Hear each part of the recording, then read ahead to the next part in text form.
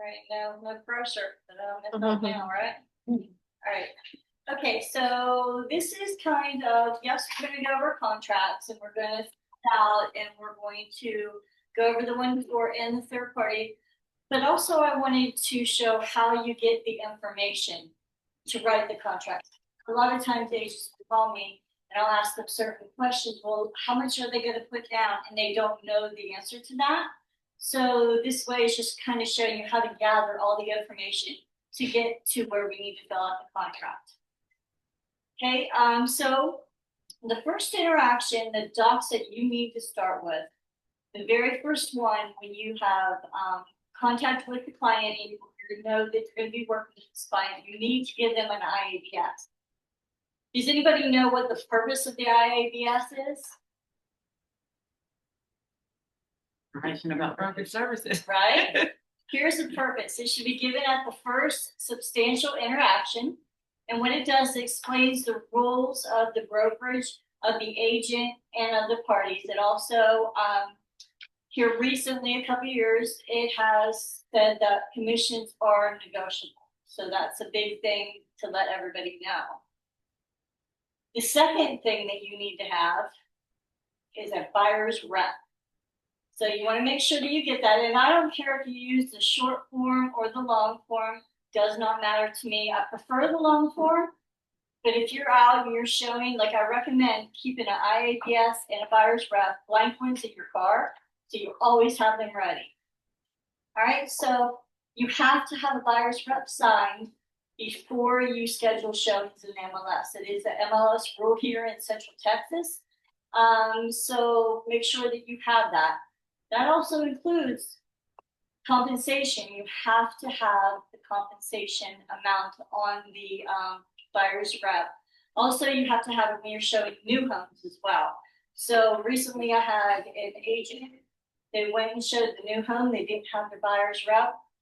They got that client under contract. Come to find out, they were working with another agent who did have a buyer's rep. So they lost out their commission. Okay, so one of the complaints I get for filling out this compensation is, well, they're not going to pay me, the seller's going to pay me. So what you do is you point out, and it has to be here, because if you don't have your compensation there, then they are not going to pay you. It has to be in the buyer's rep. It's part of the lawsuit that happened. So you point out the source of payment, where it says that they can receive compensation from the seller, the landlord, and all or part of. So that's a good thing to point out to those buyers who say, I don't have the money to pay you. Okay? Any questions on that one? No? Okay. Okay. Here's when you have your first interaction with the client. You need to have a conversation with them.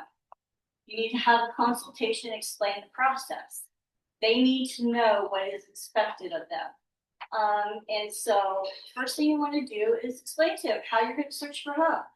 They're probably going to find some homes and give to you. You're probably going to find some homes and give to them. You want to let them know, hey, I'm going to set you up on a drip campaign. You can do that in the MLS, or you can do that in, I'm going to say KB Core, but it's called Bold Trail now. And if you don't know how to set them up in Bold Trail, Leah can help you with that. You want to explain to them how the inspection process is going to work. A lot of times, clients need to know going in how much an inspection is going to cost them to let them know to get an inspection. Okay. All right. Explain to them how the earnest money works. Typically 1% of the cost of the property. And then you want to explain to them that there are timelines in the contract. So you have to have the earnest money in the option to title within a certain amount of time. It's 3 days, 5 o'clock on the third day. Unless it falls on a weekend or a holiday, then it's the following business day. You want to explain to them how financing is going to work. You're not a lender, but you should have a basic knowledge of financing. Timelines. Timelines are so important because if you don't have your timelines lined out, they could possibly lose their earnest money. They could be out of their option period. So you just want to explain the timelines to them. Okay. What you should know about your client. So these are questions you're going to want to talk to them before you go out showing homes. What's their marital status? How many people are going to be living in that home? Phone number, email, and the best way they want to communicate. Not everybody wants to talk on the phone. Not everybody wants to be emailed. And not everybody wants to get a text. You send me an email, chances are I'm not going to see it. So just make sure that you understand the best way to communicate with your client because everybody's different. What's their price range? You don't want to be showing them $500,000 houses when their price range is $350,000. So you want to talk about what they're looking for in a price range. Time frame. Are they moving now? Or are they moving 3 months or 6 months? You need to know what their time frame is, what they're thinking. How many people are in their family? Their ages of their kids. Do they have small children? Do they have big children? Their kids' school district could be a really big thing. Where they want to buy at, what school district. Also, they have like a mother-in-law living with them. So like a next gen home might be a great option for them. What are their non-negotiables? Now I will say this, you can have this initial conversation and what is non-negotiable at the start may not be non-negotiable at the end. That could change and probably will. We had a saying buyers are liars. Not really that they're liars, but it changes throughout the process when they actually get the reality of what they're seeing. Okay, what are their wants? Do they want a big yard? Do they want a corner lot? What areas are they going to want to be in? Do they have pets? If they currently own a home, that's important because if they own a home and they need to sell that home to be able to qualify for this home, that's a big thing that you need to know. What use is the property going to be for them? Are they going to use it? Are they buying the property to use for a short-term rental? Are they going to have livestock there? Do they have kids in 4-H? Working on cars. Leah laughed at me when she saw this on my slide. It actually happened to me. I had a client and I didn't ask the questions that I should have. We were under contract. He then we're looking at the home again. He's talking about working on cars. And I'm like, oh, wait a minute. This is an HOA that doesn't allow you to work on cars on your driveway. That's a problem. So those are things that you just want to really talk to your clients and find out what they want. Here's some people have a hard time talking to their clients about financing, but it is so important that you talk to them about financing. Have they spoken with a lender? Have they gotten pre-qualified? Who all is going to be on the loan? That's important. A lot of times I'll hear from agents where they go and they show and they think it's one person that's going to be on the loan, but it's actually another person that's going to be on the loan. So that's important to know. What kind of financing are they? Now, what do you think the type of financing would be important? I know, you know. For the addendum. I think Wendy said for the addendum. For the addendum, however, if they say, I'm going to go VA or FHA, and you're showing them homes that can only be financed conventional, you're wasting everybody's time. So you really need to know what their financing is going to be like. And in the MLS, it tells you how you can finance. So if you have a VA client and you're showing them homes that are conventional or cash only, not going to fly. Okay, here's important. We already talked about this, but do you have a home you need to sell to qualify for financing? How much are they putting down? And you may need to get all of that information from the lender. Which brings me to your lender is your very best friend. So you want to introduce your client to a couple of our lenders. You don't ever want to pick the lender for your client because if you say, hey, use this person, And you only give them that option, and then whether it's the client's fault, the lender's fault, whoever's fault it is, it's going to be your fault if something goes wrong. So never say, hey, but you do want to tell them, hey, we have an in-house mortgage company. They are a mortgage broker. You want to give them the benefits of being a mortgage broker. They have so many financing options. You definitely want to refer them to Modern Mortgage.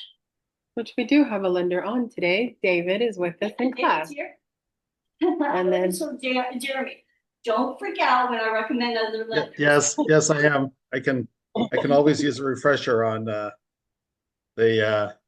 those initial concerns that you have, and always want to emphasize I'm there from day one when you're beginning discussions with a new client, and definitely not all homes qualify for all types of lending. Even if Leah, can I add something very quickly to what you were saying? Sure. Yeah. Even if your seller is not so concerned about which type of financing is used, there are properties that will not pass an FHA or VA appraisal. And so it's Right. important to be aware of how that could become an issue up front. Absolutely. Yeah. So, and that's what I'm saying. Communication with the lender is very important. A lender is going to be one of the most very important people in this process for you. So get to know your lender, ask them questions. If they already have a lender, they say, oh no, I already have a guy I use. Okay, that's awesome.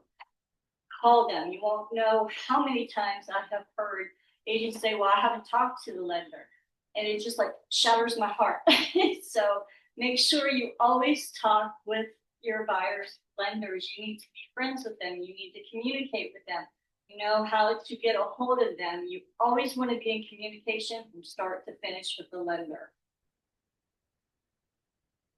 A great lender can make everything run smoothly, and they know the obstacles up front. So if your client has an obstacle they need to meet, your lender should and will let you know about that, so you can be prepared and help the client get through it.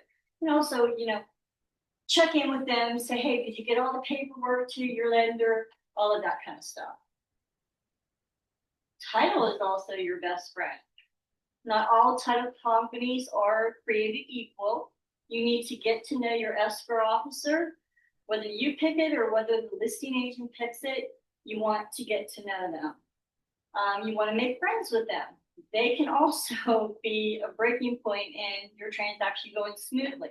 You want to know who they are. You want to know who their assistants are. You want to just make sure that you are in good with the escrow officer. They're there as your resource. If there's something that comes back on the title policy that you don't understand, they're going to help you understand that. Ask them questions and use their resources. You wouldn't believe how many title companies have all kinds of resources for you, from farming to anything. They can help you. Okay, so you've gotten all this information. You're going to go shopping for home. So what you want to do is you want to set the client up in the MLS to get properties based upon what they told you they wanted. And then you can do that in the MLS or Bold Trail. You want to schedule the showings in the MLS. Get a pre-qual before you show. You don't want to waste your time with the clients if they're not pre-qualified. And a lot of properties, for one thing, you need to know how much they qualify for. And some homes require a pre-qual to even see. So make sure that you get that information. When you're showing homes, take some notes on what your client is saying, what they like, what they dislike, kind of write that down. After you show however many houses you're going to show that day, take a minute and review the homes with your client. See which ones they liked, which ones they didn't like. Beware of recording devices. In almost every home has a ring or something. Always assume you are being recorded. Do not discuss too much in the home. Okay, so you don't want to say if you hate the home, if you love the home, because they're probably listening. So be careful of that. I always tell the clients, hey, before we go in, just remember, don't say too much in the home. Let's talk about it when we get outside, away from the front door room. So another thing I wanted to cover is realtor safety. Try and meet the client here at the office if you don't know them, or, San Antonio office. Get a copy of their driver's license. Don't take it with you, leave it here. If you don't know them and you're not sure about them, take separate vehicles. Never ever pull into the driveway and let somebody block you in. Do not walk into the house first. I always unlock the door, open the door, step aside, and let them go in first. That way I'm not locked in. Let a coworker or staff know where you are if you don't know the client. If you're leery, take another agent with you. Red folder. So we have a thing in this office. If you call us and you say, if you're in danger, you call one of us. Doesn't matter which one you call. You say, hey, could you grab that red folder and then give the address of where you're at? That tells us call 911 and get them out there for you. Go ahead, Leah. Can we take a poll? Did anyone, does everyone know that, or did anyone know that before this today about the red folder? No. Anybody else? Did anybody know about the red folder? Let me ask that question. No, not me. Okay, so it's just really important. We can't stress that enough, that if you are in danger, please call one of us. You should all have our cell phone numbers. And if you don't, let us know. But that is super important. Okay.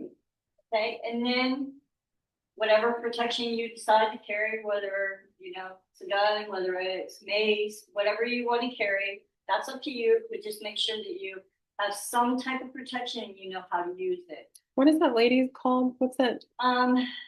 Damsel. Damsel in distress. Look her up on Facebook. There's multiple companies Yeah, of those, but they have a lot of keychains if you don't want to hold a gun. You can stab people. Stab Crazy. people with it. They have It's dangerous. what do they call those things, tasers. They have those. And take safety courses. If you carry a weapon, no matter what kind it is, make sure that you take a safety course and you know how to use it. And then every once in a while, Leo will have a class here for safety too. Yeah, we'll go to the shooting range practice. Yeah. Okay. Always fun. Everybody, I believe all the MLSs now offer that. Forewarn, any client I get, I put into there, you put their phone number in there, they'll tell you if it has any criminal activity. WhatsApp scams. If somebody just only wants to talk to you on WhatsApp, that's a huge red flag. So beware of all the WhatsApp scams. Okay, so you're out with your client, you have found the home that they want. Now what do? Everybody panics at this point. Stop panic, let's not freak out, because you are a pro and we will get this. So the first step in making an offer is we want to do a CMA. That's your very first step. You can do that in the MLS, or you can do it in Bold Trail. If you choose to use Bold Trail, which I recommend, I'm terrible at CMA. Absolutely horrible at it. But I use Bold Trail. It makes it super easy. So you go into Bold Trail, you go under marketing, and you click on the third tab over, which is present. And then you'll see where you can make CMAs. You can do it for sellers, you can do it for buyers. So definitely go in there. If you don't know how to do that, reach out, Leah will help you. And the buyer tour is amazing when you're showing clients, because it will put the homes into a map for you. So if you're like, I don't know where this house is or this house is, because you're not familiar with the area, it'll map it out for you and your clients. So then you can start scheduling by time that way. So please use the tool. Yeah, please. All right, so some things you want to discuss with the buyer before writing your offer. You want to explain how the timelines work. Again, timelines are so important, because if you don't have your timelines down, you risk your client losing their earnest money on either side. The option in the earnest needs to be delivered within 3 days. So you execute the third day after execution. Has to be there by 5 o'clock. If the title company is holiday or weekend, it's the following business day.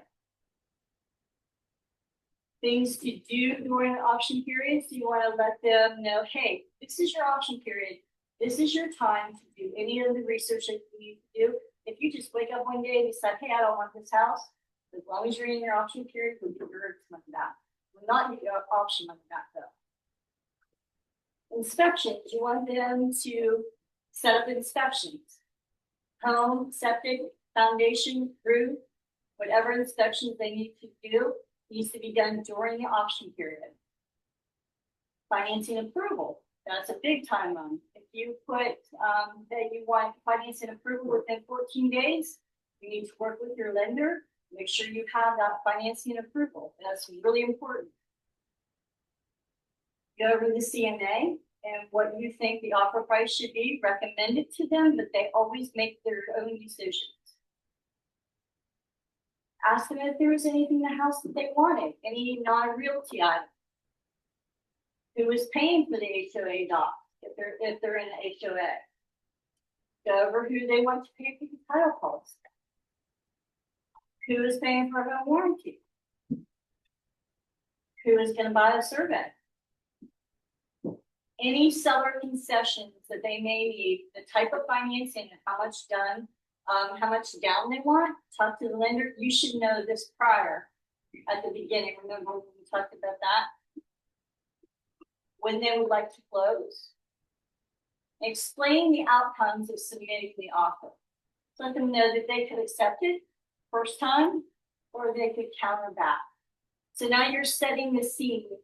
And if you set the expectations from the beginning, then that causes it helps you to not have the problem later on because you set the expectations. Okay, writing the offer and what docs you need. In Workspace, under Shared Docs, there is a document called Required Forms for Buyer and Seller. It looks like this. I've set that up for you. So you have a guide that shows you everything that you should give a buyer. And then there's another one that says everything for the seller. It's actually one document. I just put page 1 here. So make sure that you use this.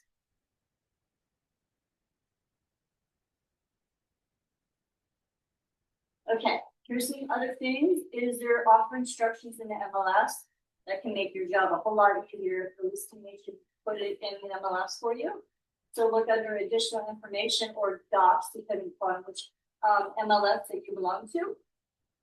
Are there any disclosures? Is the seller's disclosure there? Is there a survey upload? Is there an HOA?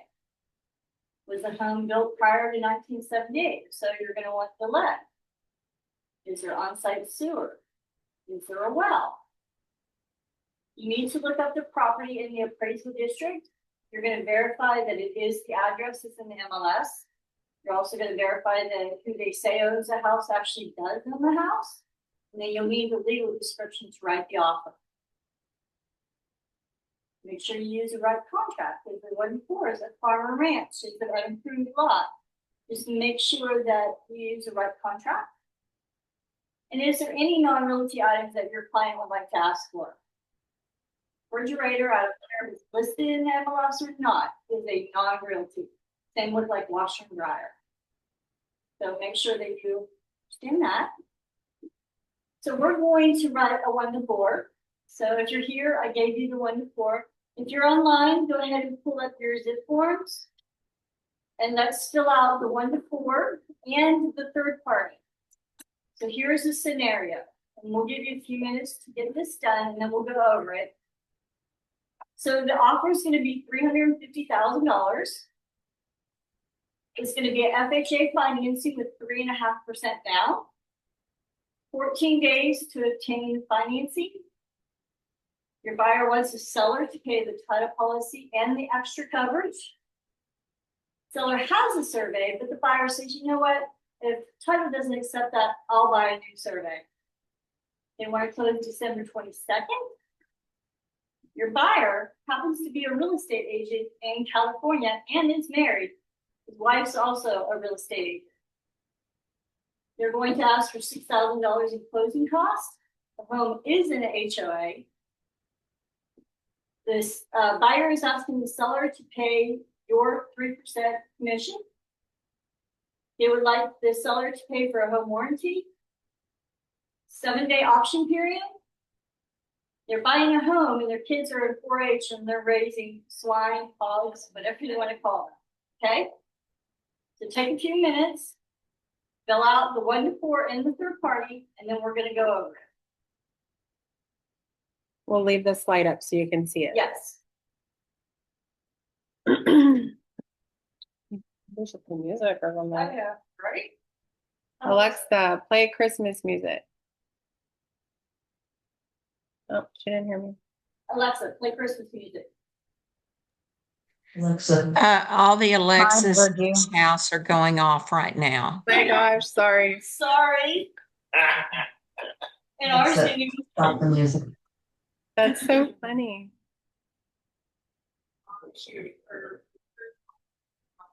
Is it?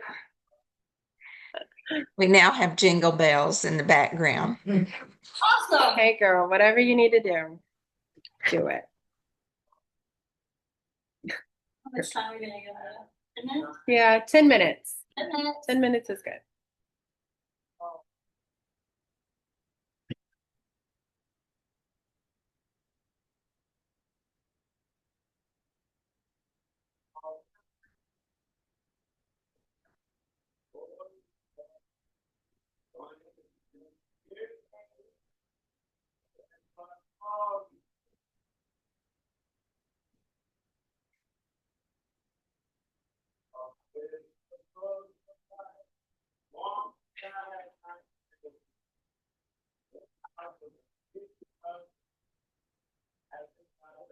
As much as you can. Don't worry about getting it right or wrong. I just want to see where you know. And I'm not going to call anybody out.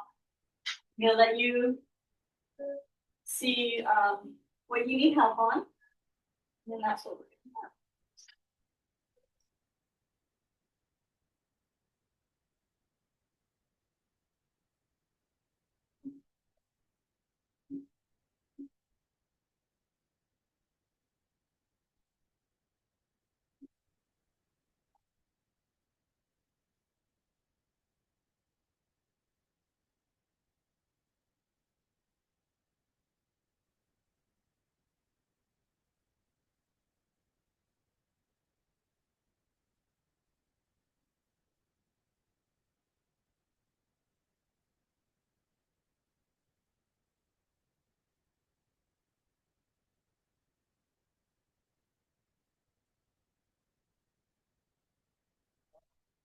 Oh, just keep going.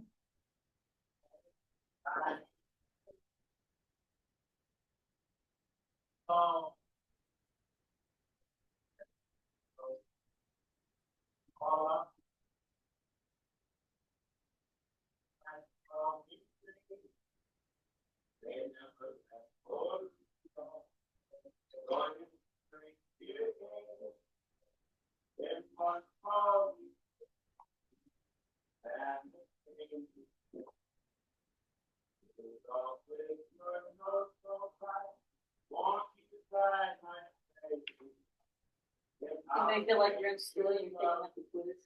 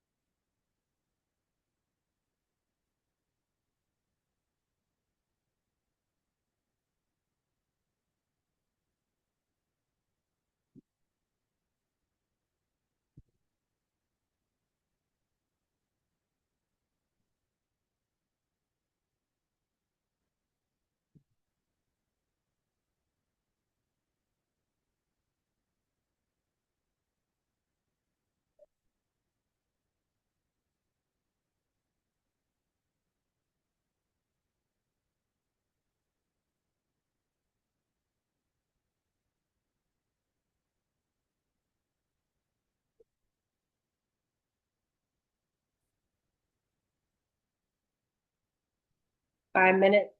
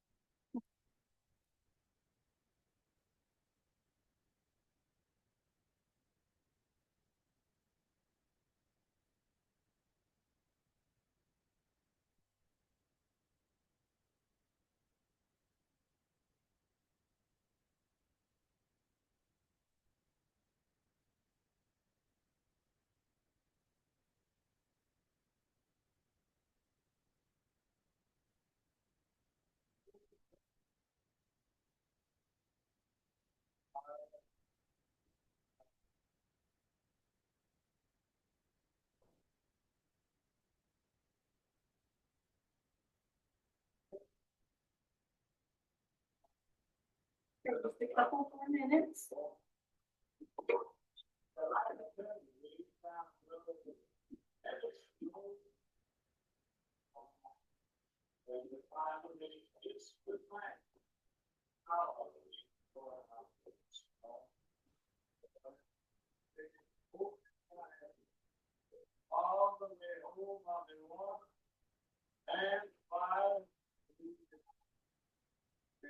Alexa, stop.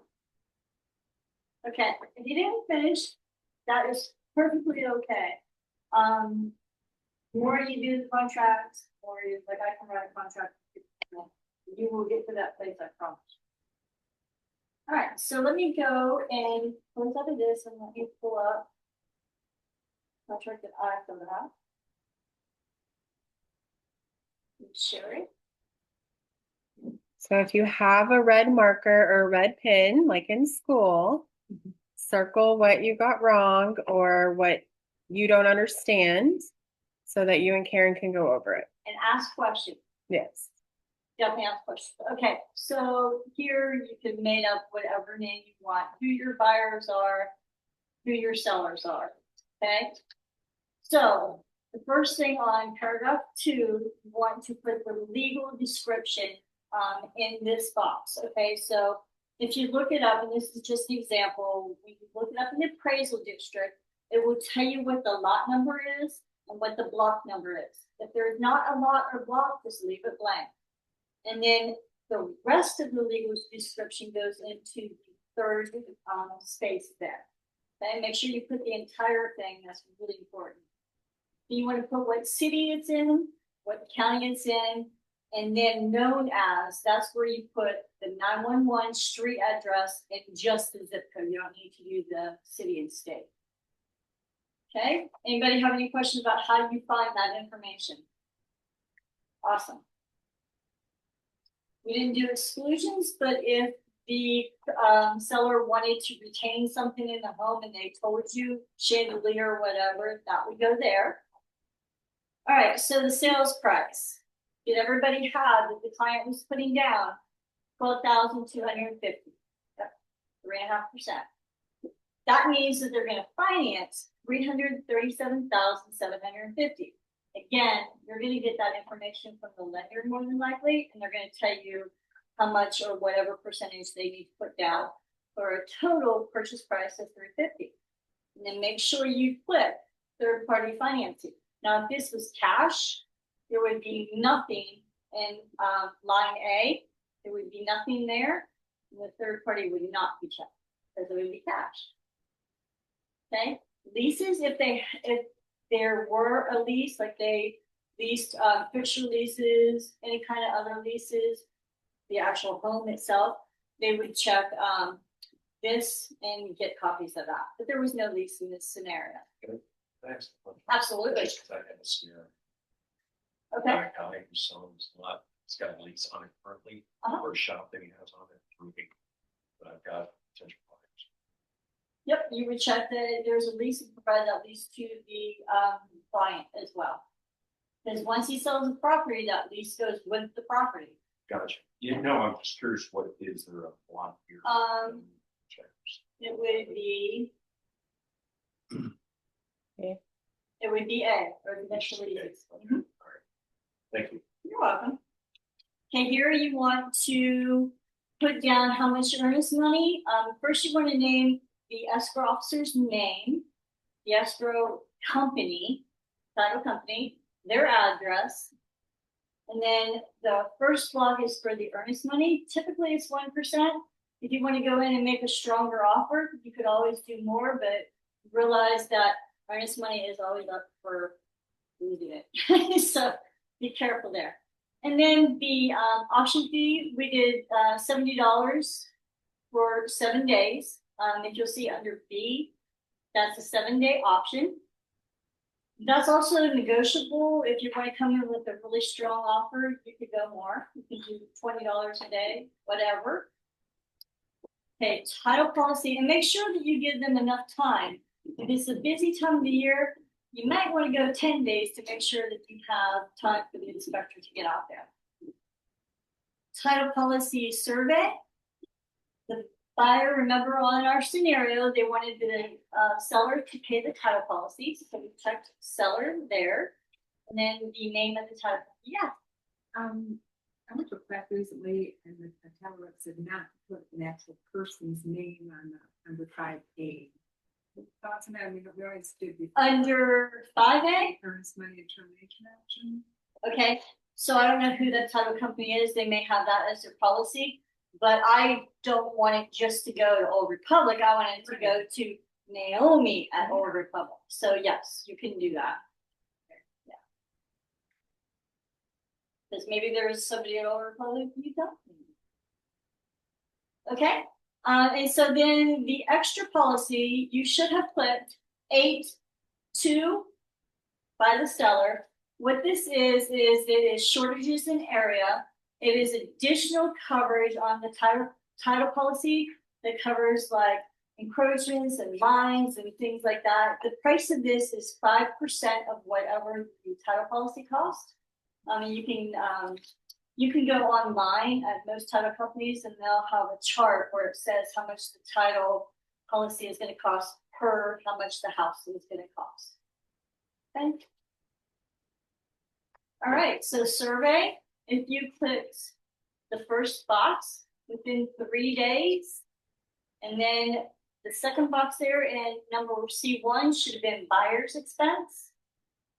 Because the buyer says, hey, we have a survey, but I'll pay for it if it doesn't go through title. Now, something important to remember here on this is if you're representing the selling side and they have a survey, you need to get them that survey and T47, whether it's declaration or notarized, within that time frame. Because if you don't, if you give the survey, but you don't give the T47 or the declaration, they can order a new one and make the seller pay for it, regardless of who it says it would pay for a new one. Okay, so make sure that if you're on the selling side, you get that delivered. Okay, under objections, did anybody put about the 4-H and the hogs and swine? All right, good job.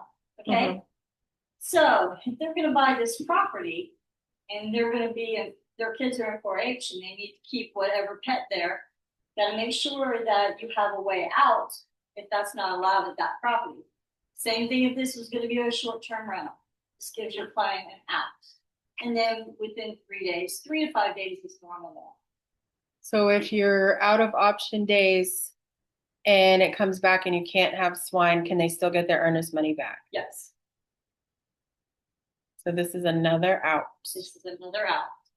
I think there's a class like 101 ways to get out of it. a contract. Yeah. Yeah, I think is it Independence I Time? think it is. Yeah, that's a good Independent. class. It is. There's a lot of ways to get them out, but you Right. gotta know.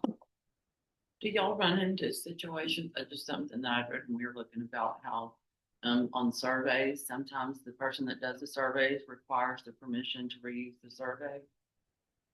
No. Have y'all Not really. crossed that?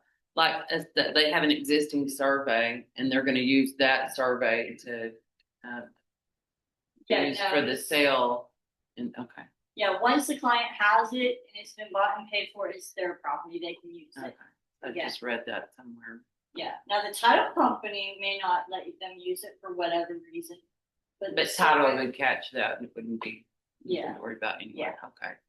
Okay, so if you checked E2 is subject to mandatory, that was correct, because it is an HOA. We're not gonna do the HOA paperwork, or just to save time right now, and Leah has a class coming up, how to fill out the HOA, so make sure you go to that. I'm gonna go to that because it confuses me sometimes. Okay, so if you have a blank and you have nothing to go in that blank, you might want to put NA in there. Just, every blank should be filled out, whether it's NA or whether it has something in it. Okay, And just a quick tip on zip forms, if you're trying to type NA and it doesn't work, hit the space bar and then same with 0. NA, or Yeah. same with If you 0. want to put a 0 in there, hit the space bar and then tab. Otherwise it won't let you. Property condition. I put, the buyer has not received the notice within 3 days. I don't think I specified in the scenario, if they had a seller's disclosure or not, but the basic thing here is, if you've gotten the seller's disclosure, if the listing agent sent it to you, or you've gotten it out of the MLS, then you want to put buyer has received the notice. If you don't have it, give them about 3 days to get it to you. Okay, typically it is buyer excessive property as is. However, if you go out and you see a big pot and they're like, oh man, I want that pot out of here, I want to make sure they take that with them, then that's when you would put 2, buyer excessive property as is, provided at seller's expense, remove pot in backyard, something like that. Now you want to be careful if you're putting repairs here, because you have the option period when you're able to do that. You can do that, but that might turn the seller off like immediately. Okay. Residential service contract. Did you put a number in here? Because they were asking for the seller to buy the home warranty. So that's where you would put in. Check with a couple of them. Like I like to use Tiffany Lopez. And I typically go to the website because prices change all the time. So I go to the website, I check a couple out, I see what would work best for my client. I talk to them and say, hey, there's this home warranty. Would you like this? Sometimes clients have had home warranties in the past and like, oh, I don't want to use this home warranty again. So talk to them about that. Okay, right here, number 8. Did you disclose that your buyers are licensed real estate agents? Yes. All right, awesome. That's awesome. You always have to disclose. You also have to disclose if you're related to them. I even disclose if they're like my personal friends. So disclose, disclose, disclose. Closing, this should have been December 22nd. Okay. You see how getting all of the information when you're talking to your client that you're going to need when you're writing the contract. Buyer possession, this is upon closing and funding. If they were doing a lease back or anything like that, you would check according to temporary residential lease. Special provisions, I put NA here. If you're going to put special provisions, anything in there, call me. We'll talk about how to word it because you don't want to be writing law. You don't want to put a cause and effect. Okay, so here, let's talk about, first let's go over what we're asking for closing costs, okay? So that's gonna be 12C. That's $6,000. You should have had $6,000 in that blank for the closing costs that the buyer was asking for. You have 2 options where to put your commission. For this example, I put it here in paragraph 12 because I wanted to show that commission is not part of buyer's expenses in this scenario. Okay? You can put the commission in one of two places. It can either be in paragraph 12, or it can be at the bottom of page 10. Not both places, one or the other, okay? If you don't know if it's in their listing agreement that the listing agent has agreed to pay a buyer's agent, put it in paragraph 12.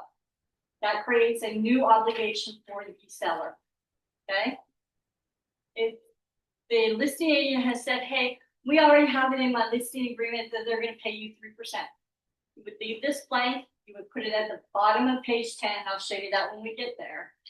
And then you wouldn't put it here, okay? So it's one or the other.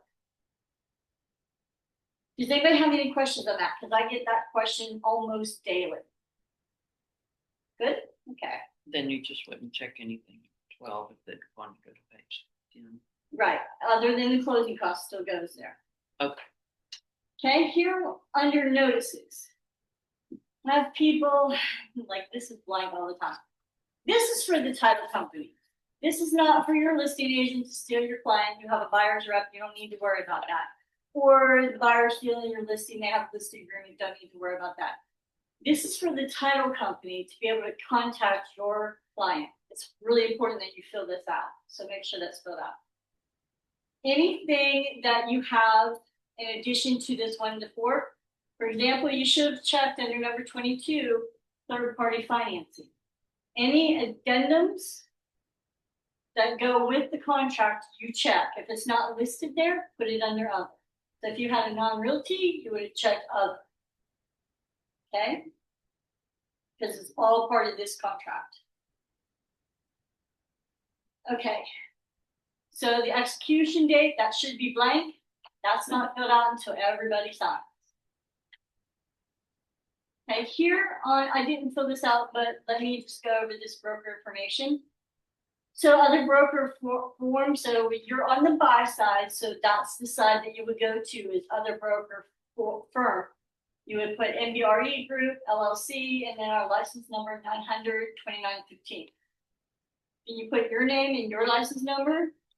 If you're on a team, the team name, your email address, your phone number, and then license supervisor is Scott, and his license number, and then the address.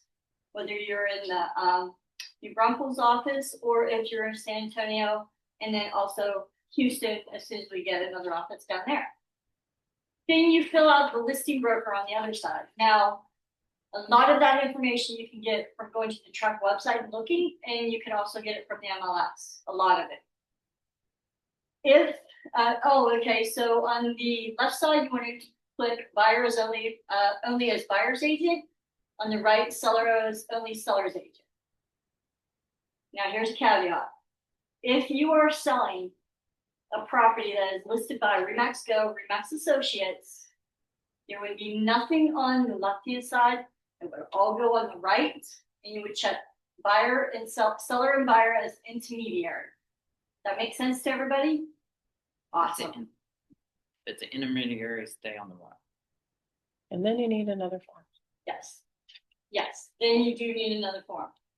Okay, so at the bottom, if you didn't fill out the buyer commission in paragraph 12, you'll want to do it here at the bottom of page 10. And then you want to include compensation between broker form. Okay, so not to throw a wrench into anything, but that's going to change at the first of the year. So that's just a plug to watch us, because once it's approved, we'll be releasing that and letting you know. All right, and then this is the last page is what title fills out once they receive the sign me out. Once they receive the earnest money and option, they'll fill that out, and you want to have that. Let me go back in so I get to the third party.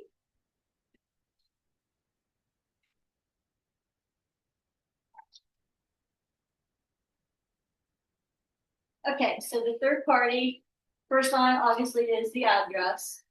Okay, so on this one, you should have filled out C, FHA, insured. Okay. A section 203B, that's just the type of loan that the FHA is. They have different types of FHA loans, like construction. I think, David, correct me if I'm wrong, I think construction is 203K. Up, you're muted. 203K versus 203B, yes. Yes, so that's how you know what to fill out there. If you're unsure, ask your lender. Okay, you should have 337,750 is the amount that they are financing. And then 30 years, not to exceed 6.5. Again, you would ask your lender, hey, what interest rate are they getting? For 30 years of loan. And I typically put 1% of the loan. Dave can correct me if I'm wrong in that. Well, so if they're going to buy down, right, that would be correct if there's no buy down of their rate anticipated, but if there is, then it would typically be more than 1% in total. And then that could also be done with the seller concession stated here to cover a portion of closing costs to be applied towards closing costs and to buy down. Awesome. See, that's why you need to be best friends with your lender. Okay, and then you should have put in pay on page 2, contract is subject, and it should have been 14 days there. In the scenario, I said we have 14 days to be approved for financing. Okay, now there, and then also there is an option. This contract is not subject to buyer obtaining approval. Most of the time, it's going to be it is required. This paragraph, I just want to touch on this briefly, has 2 options for approval. The person has to be approved, and then B is the property has to be approved. Okay, so that's important to know that.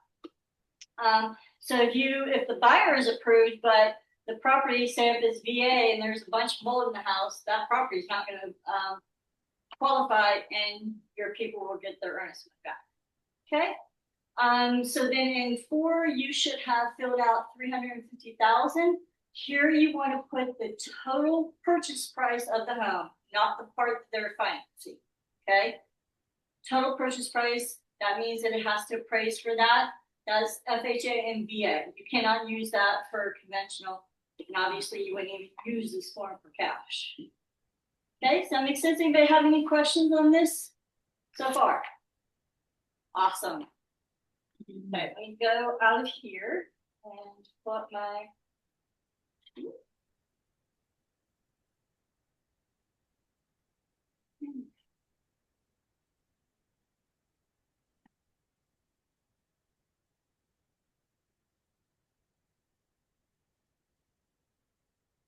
All right, how did y'all do on that? Do you guys do good? Yeah. That's okay. That is okay. It doesn't matter how long it takes you to do it, because the more you do it, the quicker you're going to get. These things are just going to be second nature to you. And always, I am always here to look over your contracts. That's what he pays me for. Okay. All right, let's go to the. Why is this not playing? There we go. There you go. Okay. Negotiations. Let's talk about negotiations for just a minute. You want to make sure that you complete the offer, send it out for signatures, confirm that everybody has signed and it's sent out to the listing agent. You want to include the proof of funds. Make sure that you include that, otherwise they'll ask you for it. Include a professional, concise email summarizing the term, so they can read over the email, basically get the gist of what your offer is. Be prepared to contribute. If they're fighting over $750 for a home warranty, hey, no problem. I'll pay that for you. Pay $750 less on paycheck is better than no paycheck at all. Well, but you'll pay it at closing. Yes, you do pay that at closing. Most things that you do will be at closing. Yeah. New builds. You can still help negotiate on new builds. You can contribute. You can buy. I bought refrigerators. I bought garage door openers. I bought dishwashers. I have bought stuff for them. Just be prepared to do what you need to do to get the deal done.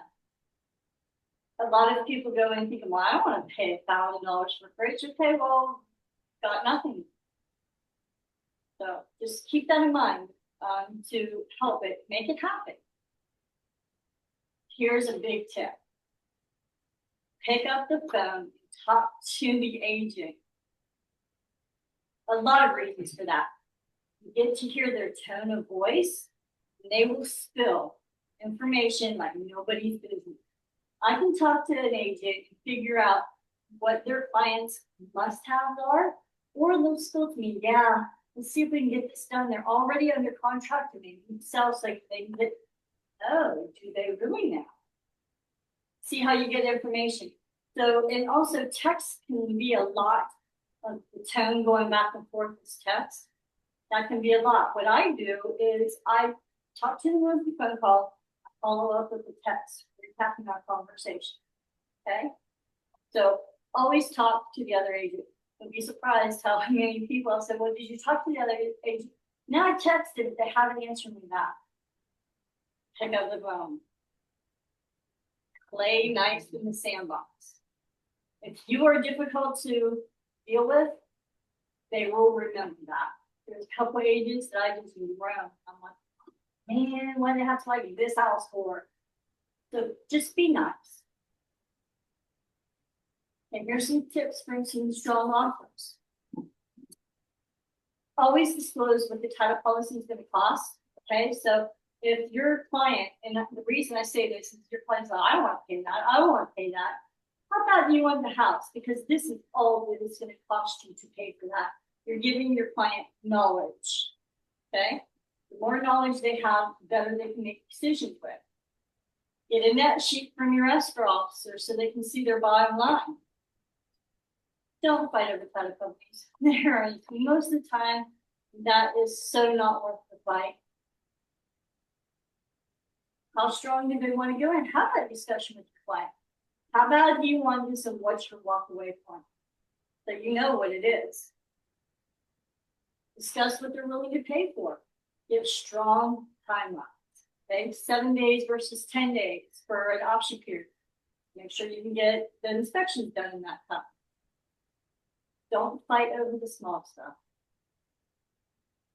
So you're under contract. Now what are you going to do? You're going to be sure that you send the executed contracts to title along with the lender. Make sure you send it to the lender. The broker service fee form. If you are in the Go plan, you have the broker service form that is located in Workspace and your client signs that. Make sure it goes to the title company with your contract so they know from the beginning to charge that. Okay? Be sure that it's executed. So the last person that signs or initials any changes, that's the side that will execute it. If you get it back, it's not executed, execute it. That's really important because every deadline goes off of that executed date. Okay, so like your financing, your option period, all of that goes off of the execution. Keep track of your timeline. If you don't know how to keep track of them, put them in a calendar. I'm sure Leah has some kind of guide that will show you how to keep track of that. Remember, option and earnings is due in 3 days. If it's not there by the 3rd day, that doesn't mean you're not under contract. Seller has the option to terminate it. Even if you turn it in your earnest money and option on the 4th day, you're still under contract. You just don't have an option period. Okay? Inspections. Make sure you get that inspection quickly. Okay, end of option is 5 o'clock that the 5th day or the 7th day, whatever your option period is. 5 o'clock. Remember in our scenario, our people were from California. 5 o'clock California time, where the house is located here in Texas. Okay. Third-party financing. Stay in touch with your lender. Make sure the lender's getting the paperwork that they need. Sometimes your clients need a little boost. Hey, David was looking, or David was looking, or Jeremy, they were looking for, your 1099s from last year. Have you done that? Help the lender stay on track with the timelines.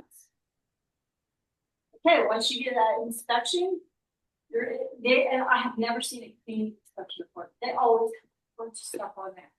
You have to help your client understand the big things. plumbing, foundation, electrical. You know, Roof. that kind of stuff. So learn how to read the repair amendments, you know. They always make the decisions. Clients always make the decisions. There's always so much on that. Do not wait until the last moment for that repair amendment. If you're arguing over a repair amendment on the 7th day of your option, 4 o'clock, you're running out of time. Because if you don't terminate or whatever by 5, that's it. Title work. Always read title work. Section C of the title commitment. That will tell you if there's something that you need to be aware of. Maybe this client doesn't own this home. Maybe they have a lien on it. If you don't know how to read title work, let Leah know. She'll provide a class for you. Survey. Read your survey. Look at the lines, look at the encroachment, see if there is a pool, but there's no pool in the survey. Learn how to read a survey. Always give multiple choices for inspectors, just like lenders. Again, if you can't read the survey or the title, talk to your escrow officer, let Leah know you need a class. Here is where you want to ask for referrals and reviews, because they're happy, they're under contract, they're going, don't wait until the end. When things could possibly go wrong and everybody's frustrated, get it now. They're happy right now, okay? And if you don't know how to get reviews on your website, again, Dr. Leah should show you. Okay, this is continue to check in with the lender and title on a regular basis. Make sure all the docs are being delivered. Appraisals being ordered. If there's a conditional approval, help your buyers. And then when you are approved, check in the HOA docs to see when they should be delivered. A lot of HOA docs require that payment up front. And then also it can take 10 to 14 days, so don't wait till the last minute. And don't depend, title should do this for you, but don't depend on that. Keep track of your timeline. Again, with the survey, if the survey needs to be ordered, make sure they're doing it. A lot of times title will do that for you. Make sure it's being done.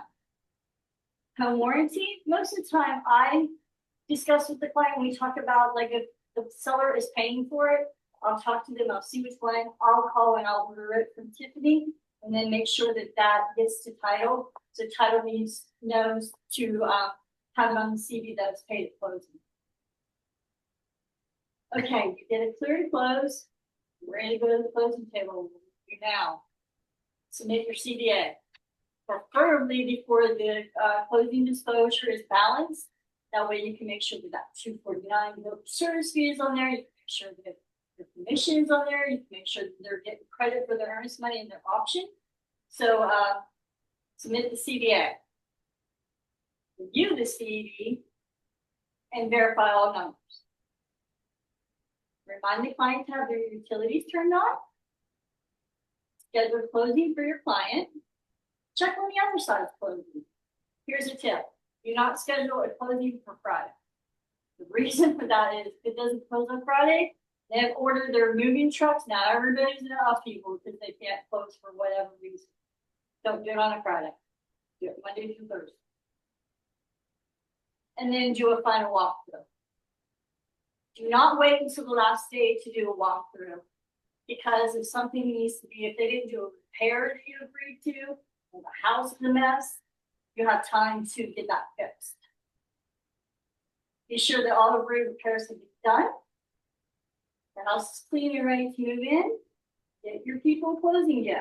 If you need ideas for that, let us know. Stay in touch. Don't be transactional. Okay, here's some tips if they got navigating to the closing table. This is not your home. Please remember that. These are not your decisions. Your job is to present all options to your client. Give them advice, of course, but it's their decision. Like everybody else in the contract is losing their minds. Your job is to remain calm, be the same person at all times. Don't let people rope you into their emotions. Your job is to guide them to the easy. Okay? I have a term that I've used for a few years now, being them. There's a plug for Buffini. If you haven't signed up for Buffini, sign up for Buffini. Leah will let you know when the next class is. I can't tell you how many times using the terminology, the words that Buffini taught me, saved the deal. Because they get upset. They don't do this every day. They get upset, and I would say words like, "That's pretty normal. That's not unusual that they ask for that." So those kind of terminology. That's what I learned out of everything from Buffini. That was the biggest thing. Be sure to always review every piece of communication, documents, and read them. Don't get the title commitment and not read it. Ask for things. If you haven't gotten the title commitment or the survey, the docs, repair receipts, ask for them. Here's the part. Talk about ways to warm my heart. Upload your docs within 24 hours. Be sure all of the contacts are in the transaction, including the buyer, the seller, the title company if you have a transaction coordinator. Please upload when you do a referral or a rental. Please upload the W-9 in that transaction because when I approve it, it goes with it. And they always need a W-9 for rental. W-9 is in Workspace under Shared Docs. Request the CDA prior to closing and get it to title. Okay, this is my biggest pet peeve of all. Do not wait until requesting your CDA to upload all your docs. If you're missing something, I may not be able to approve that CDA to get it to title. There are a few things that are like non-negotiable, gotta have them. Okay, so don't wait to the last minute. Because then if you need, so 4 o'clock on a Friday, you need to get your CDA to title. Okay, now your lack of doing it has now become my problem. Okay, so don't wait until the last one. First 3 contracts, ask me to review them. Even past 3 contracts. I have an agent here who's been an agent for like 10 years or more. I review every single one of her contracts. It does not bother me. I'm happy to review contracts. Negotiation. Reach out. I can help. Leah can help. Or just for ideas. You know, we can just be saying that you just need a sane person to bounce ideas off of. What we're here for. Don't assume. Lead ask. What I'm here for, Leah's here for, we're here to help. Be sure you complete and submit your CDA. When you go to submit a CDA, and if you need help with back agent workspace, let me know. If you go to submit your CDA, there's a red button on upper right-hand corner that says submit. If that does not turn gray, it says in review, I will never see it. So you have to make sure you follow through the entire process and answer all the questions. We love you. We want you to succeed. Come to the classes. Come to the office. When you leave, the knowledge you will pick up by just coming in here, being in the presence of other people who like mine. Okay, so you're saying, this is all great, but I don't have any clients. What am I going to do? Don't be like that guy. Don't sit on the couch, drinking your wine, eating your potato chips, watching the Price is Right, soap operas, whatever. Here's some things you should be doing. That's funny. We eat chips on a daily basis. Okay, you should be marketing. That is your number one thing that you should be doing. Even if you have clients, you should be marketing. Network. You can network in person. Go to these realtor events. Go to title company classes. Come in here and go to classes. Go to, I don't know, karate classes. Like just network. Get out with people. Come to Leah's classes. If you don't have business and you're not in here in Leah's classes, why? That's why you don't have business. That's why you don't have business. Phone duty. There are multiple spots for phone duty. I know San Antonio, you do phone duty a little different, but Houston, San Antonio, or Houston, Seguin. phone duty. Please come in and do it. We send every day, there's a listing that's posted on our Facebook pages. Phones do ring. It is hit and miss, but if you're in here, you're sitting in phone duty and you're doing phone duty, you can be doing your marketing at the same time. 2 birds, 1 stone. You should be running ads. If you don't know how to run ads, you can teach the classes. Social media presence. Everybody's on social media. Always wear your name tag. Cannot tell you how many deals we have gotten. My ex-husband, when we were partners, he always wore his name tag. We go to the grocery store, can't tell you how many times we got deals from him going to the grocery store. Hold open houses for agents. There's agents in this office that have a lot of listings. You should be holding open houses for them. Visit new neighborhoods. Learn your builders. Learn the neighborhoods. Somebody said to you, I want a 3-2 and I want to be in the Barrow School District and I want to have a community pool. You should know immediately where to take them. Where would that be? New Borough Ranch. There you go. So, with the water. Good job. Good job, Ruben. Sit in the new builds. Make friends with the reps. Sit in. Call people you know and ask for business. Come to the office. I cannot express enough why you should come into the office. Podcasts and videos. Do videos. There's a podcast room back there. Talk to me. I'll set you up on the schedule and I will produce it for free. Ask us. If you don't know what to do, ask. So thank you for coming. If you have any questions, just let me know. We all love you. We want you to succeed. Good job, Karen. Good job. Thank you. Thank Thank you. you, Karen. Thank you, Karen. It was very good. Thank you. Karen, don't turn off your phone when you see me calling.